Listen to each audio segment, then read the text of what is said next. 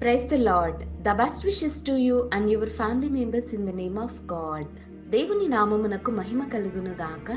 దేవుని నామం పేరిట మీకును మీ కుటుంబ సభ్యులకును శుభాభివందనములు. ఈరోజు దేవుని వాగ్దానము టుడే గాడ్స్ ప్రామిస్. మన దేవుడు దహించు అగ్ని అయి ఉన్నాడు.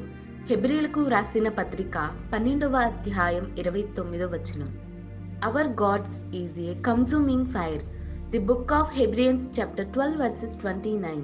క్రీస్తునందు ప్రియమైన సహోదరి సహోదరులారా, దేవుని యొక్క పరిశుద్ధమైన మాటలు మనతో సెలవిస్తున్నాయి. మన దేవుడు ప్రేమ స్వరూపి, ఆయన అనంత జ్ఞాని, సమస్తాన్ని ఎరిగినవాడు, ఆయన దయామయుడు, మన కోసం ప్రాణం పెట్టినవాడు. అంతటి ప్రేమామయుడైన మన ప్రభువైన యేసుక్రీస్తు సత్యవంతుడు, స్థిరచిత్తుడు, ఎవరితోనూ పోల్చలేని గొప్ప దేవుడు మన ప్రభువైన యేసుక్రీస్తు అండి. అయితే మన దేవుడికి ఎన్నో గుణగణాలు ఉన్నాయి. దేవుని చేతిలో తన చేతిలోనే ఉంది. దేవుడు పనికిరాని పొట్టునంతా ఆరని అగ్నితో కాల్చివేస్తాడు. అలాగే చాలా మంది ప్రజలు పాపపు ఊబిలో మునిగి దేవుని దృష్టికి చెడ్డ కార్యాలు, నీచమైన కార్యాలను, విగ్రహాలను పూజించడం లాంటివి చేస్తున్నారు. అయినా దేవుడు ఓపికగా ఉండి ఇంకా మారు మనసు కలగడానికి ఎన్నో అవకాశాలను ఇస్తున్నాడు.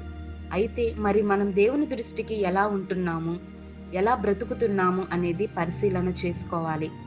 ఆనాడు గొమొరో పట్టణం అంతా పాపములో మునిగి దేవునికి ఇష్టం లేని కార్యాలు, వ్యభిచారాలు, మోసాలు, చెడ్డ కార్యాలు చేసినప్పుడు దేవుని యొక్క కోపాగ్నికి గొమొరో పట్టణం అంతా కాల్చివేశాడు.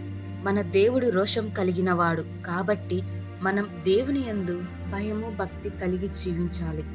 దేవుని దృష్టికి యథార్థవంతులుగాను, నీతిమంతులుగాను, పాపాన్ని విడిచిపెట్టిన వారు దేవుని యందు పాప క్షమాపణ పొందుకోవాలి. అలాగే ఈ వాక్యం వింటున్న వారందరూ దేవుని దృష్టికి ఇష్టమైన వారుగా ఉండాలని, అలాగే కొందరైతే పాపము చేస్తూ మళ్ళీ దేవుని దృష్టికి పాపం చేసేవారుగా ఉంటున్నారు. అలాగే దేవుని యొద్దకు వచ్చి దేవుని యందు ప్రార్థనలు చేస్తున్నారు. తెలియక పాపం చేసేవారు కొందరైతే, తెలిసి కూడా పాపం చేసేవారు మరికొందరు ఉన్నారు. కొందరైతే దేవుడు ఏమి అన్నడులే, ఏమి చూడడులే, మనల్ని క్షమిస్తాడులే అని భ్రమలో ఉంటారు. అదంతా కాదండి. దేవుడు సమస్తాన్ని చూస్తున్నాడు. ఆయన కనుదృష్టికి ఎవరు ఆగుకొనలేరు.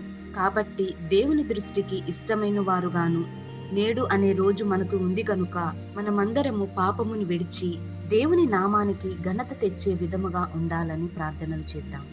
ప్రార్థన. ప్రేమమయుడ, దయామయుడ, నీ శ్రేష్టమైన ఘనమైన నామమును బట్టి స్తోత్రాలయ్యా. ప్రభువా, ఈ రోజు ఈ వాగ్దానం ద్వారా మాతో మాట్లాడినందుకు వందనాలయ్యా. ప్రభువా, ఈ వాక్యం ద్వారా మాతో క్లుప్తంగా మాతో మాట్లాడిన విధానాన్ని బట్టి నీకు వందనాలయ్యా. ప్రభువా, మా పాపములను క్షమించండి. నీ కోపాగ్ని చేత మమ్ములను కాల్చివేయకుము దేవా. సహాయము దయచేయండి. మా యందు కరుణ, దయ మా పైన కుమ్మరించండి దేవా. మమ్మలను విడిచిపెట్టకండి ప్రభువా. మాకున్న సమస్యల నుండి, పాపముల నుండి మమ్మలను విడిపించండి. అలాగే ఈ వాక్యం వింటున్న వారందరినీ క్షమించండి. వారి పాపములన్నీ విడిచిపెట్టేవారుగాను వారికి మారు మనసు హృదయాలను దయచేయండి.